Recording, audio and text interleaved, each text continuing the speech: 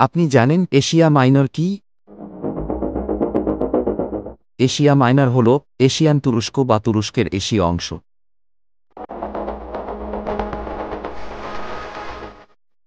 বর্তমান তুরস্ক ও তৎসংলগ্ন এলাকাকে ইংরেজিতে এশিয়া মাইনর বলা হয়।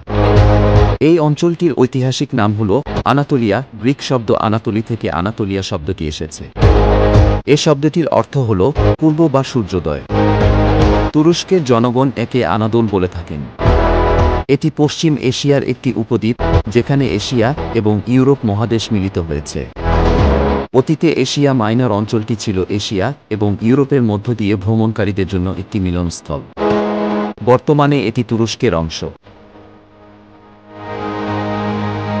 এশিয়া মাইনর হল এমন একটি উপদ্বীপ যা 3 দিক দিয়ে জলবেষ্টিত।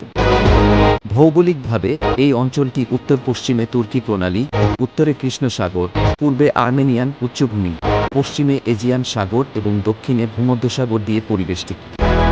এই উপদ্বীপটি এশিয়া থেকে পশ্চিমে ইউরোপের দিকে বিস্তৃত।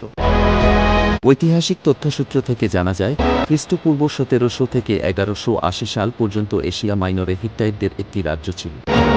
পরবর্তীতে অ্যাসিরিয়ান, পারস্য, গ্রিক এবং রোমান শাসক কর্তৃক এ উপদ্বীপটি শাসিত হয়েছিল। 395 খ্রিস্টাব্দে রোমান সাম্রাজ্য বিভক্ত হয়ে গেলে এশিয়া মাইনর পূর্ব সাম্রাজ্যের অংশ হয়ে যায়। তখন এ অংশটি বাইজেন্টাইন সাম্রাজ্য নামে পরিচিতি পায়।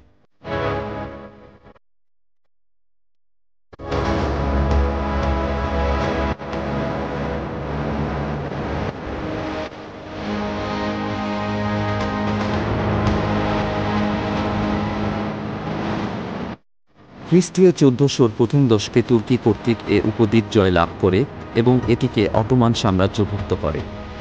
অটোমান সাম্রাজ্য খ্রিস্টীয় 1922 সাল পর্যন্ত স্থায়ী ছিল।